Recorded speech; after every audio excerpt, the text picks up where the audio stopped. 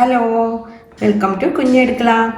അപ്പോൾ ഇന്ന് നല്ലൊരു കോവയ്ക്ക വെച്ചിട്ടുള്ള ഒരു വ്യത്യസ്തമായിട്ടുള്ള ഒരു തോരൻ്റെ റെസിപ്പിയാണ് കേട്ടോ. അപ്പോൾ നല്ല ടേസ്റ്റി ആയിട്ടുള്ള ഒരു തോരനാണിത്. അപ്പോൾ നമുക്ക് ഈ തോരന് എങ്ങനെ ഉണ്ടാക്കുന്നതെന്നൊന്ന് കണ്ടു നോക്കാം. അപ്പോൾ ഞാൻ അതിന് വേണ്ടിയിട്ട് കോവയ്ക്ക നന്നായിട്ട് കഴുകി എടുത്ത് വെച്ചിട്ടുണ്ട് കേട്ടോ. ഇത് നല്ല നാടൻ കോവയ്ക്കാണ്. അപ്പം നാടൻ കോവയ്ക്കാണെങ്കിൽ നല്ല ടേസ്റ്റ് ആയിരിക്കും ഈ തോരന്. പിന്നെ നമ്മൾ ഇതിലേക്ക് ചേർത്ത് കൊടുക്കാൻ പോകുന്നത് എന്താണെന്ന് അറിയാമോ? വൻപയർ ഞാനൊന്ന് കുതിർത്ത് വെച്ചിരിക്കുകയാണ്.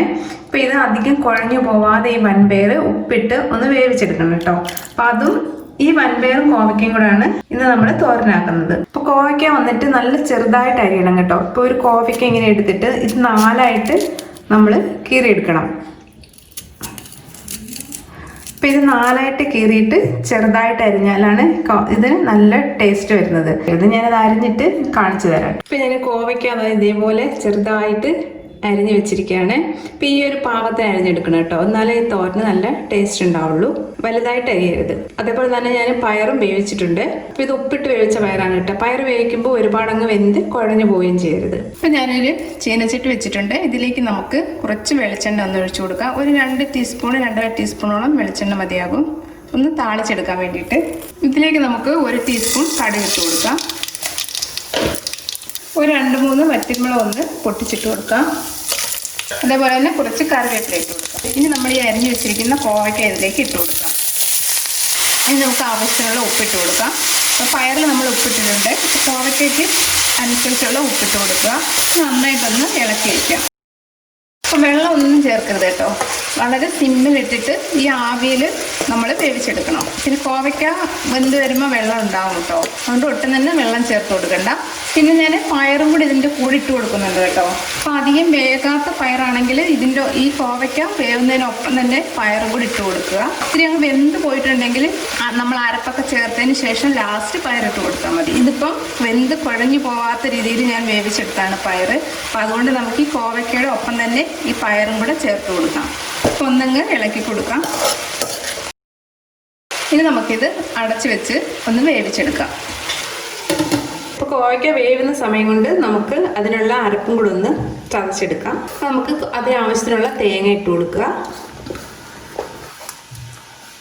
ഇതിലേക്ക് 2 പച്ചമുളക് ഇട്ട് കൊടുക്കാം. ഇത് എരിവില്ലാത്ത പച്ചമുളക് ആയതുകൊണ്ടാണ് 2 ഇട്ട് കൊടുത്തിരിക്കുന്നത്. എരിവുണ്ടെങ്കിൽ 1 ഇട്ട് കൊടുത്താൽ മതി. പിന്നെ നമുക്കിതിലേക്ക് വെളുത്തുള്ളി ചേർത്ത് കൊടുക്കാം. ഈ തൊലിയോട് കൂടി തന്നെ ചേർത്ത് കൊടുക്കാം. അപ്പം നമ്മുടെ കോവയ്ക്ക ഇടയ്ക്കൊന്ന് ഇളക്കി കൊടുക്കാൻ മറക്കരുത്. കാരണം നമ്മൾ വെള്ളം ഒഴിച്ചിട്ടില്ല, അടുക്കി പിടിക്കാതെ കൂടെ ഒന്ന് ഇളക്കി കൊടുക്കുക. ഇനി നമുക്ക് ഇതിലേക്ക് ഒരു 1/2 ടീസ്പൂൺ ജീരകം ചേർത്ത് കൊടുക്കാം. നല്ല ജീരകമാണ് കേട്ടോ. ഇനി മഞ്ഞൾപ്പൊടി ഒരു 1/2 ടീസ്പൂൺ മഞ്ഞൾപ്പൊടി ചേർത്ത് കൊടുക്കാം. ഇനി നമുക്ക് ഒരു 1/4 ടീസ്പൂൺ മുളക് പൊടി ചേർത്ത് കൊടുക്കുക, ഒരു കളറിന് വേണ്ടിയിട്ട് മാത്രം. ഇനി ഇതെല്ലാം കൂടെ നമുക്കൊന്ന് ചതച്ചെടുക്കാം കേട്ടോ. അരിഞ്ഞു പോകല് ഒന്ന് ഒതുക്കിയെടുത്താൽ മാത്രം മതി. ഇപ്പം നമുക്ക് കോവയ്ക്ക ഒന്ന് തുറന്ന് നോക്കാം. ഒരു പകുതി വേവായിട്ടുണ്ട്. അങ്ങനെ വെള്ളം ഒന്നും ഒഴിച്ചു കൊടുത്തില്ല. ഇതിനകത്ത് തന്നെ വെള്ളം വരും. ഇനി നമുക്ക് ചതച്ച് വെച്ചിരിക്കുന്ന അരപ്പും കൂടി ഇതിലേക്ക് ചേർത്ത് കൊടുക്കാം. അപ്പം അരപ്പൊക്കെ ഒന്ന് വെന്ത് വരട്ടെ. അപ്പം ഇതെല്ലാം കൂടി നമുക്ക് ഒന്നുകൂടെ ഒന്ന് മിക്സ് ചെയ്യാം. ഇപ്പോൾ കോവയ്ക്കെല്ലാം വേവുന്ന സമയം കൊണ്ട് അരപ്പ് ഒന്ന് വെന്ത് കിട്ടും. ഉപ്പും കൂടെ ഒന്ന് നോക്കണം കേട്ടോ. എന്തെങ്കിലും കുറച്ചുകൂടെ ഒന്ന് ചേർത്ത് കൊടുക്കണം. ഇനി നമുക്കത് ഈ മിക്സിയുടെ ജാറ് ചെറുതായിട്ടൊന്ന് കഴുകി ഇതിനകത്തേക്ക് ഒഴിച്ചു കൊടുക്കാം കേട്ടോ. വളരെ കുറച്ച് വെള്ളം അതായത് മിക്സിയുടെ ജാറിൽ ഒഴിച്ചിട്ട് ഒന്ന് ഒഴിച്ചു കൊടുക്കുന്നുണ്ട്. അപ്പോൾ ഒന്നുകൂടെ ഒന്ന് ഇളക്കിയിട്ട് നമുക്ക് അടച്ചു വയ്ക്കാം. തീ കൂട്ടിയിടരുത് കേട്ടോ. അത് വേവുന്നതിന് വരെ സിമ്മിലിട്ട് തന്നെ വേവിച്ചെടുക്കണം. കൂടെ ഒന്ന് ഇളക്കി കൊടുത്തുകൊണ്ടേ ഇരിക്കണം കേട്ടോ. അപ്പോൾ അടുക്കി പിടിക്കാതെ ഒന്ന് ഇളക്കി കൊടുക്കണം. ഇപ്പം കോവയ്ക്ക പിഞ്ച് കോവയ്ക്കൊക്കെ ആണെങ്കിലും ഒട്ടും തന്നെ വെള്ളം ചേർത്ത് കൊടുക്കണ്ട. ഇതുപോലെ ചെറുതായിട്ട് അരിഞ്ഞെടുക്കുമ്പോൾ അപ്പോൾ കോവയ്ക്കയുടെ ആ ഒരു ഇതിന് അനുസരിച്ചിരിക്കും നമ്മൾ വെള്ളം ചേർത്ത് കൊടുക്കുന്നത് കേട്ടോ. അതുകൂടെ ഒന്ന് ശ്രദ്ധിക്കണം.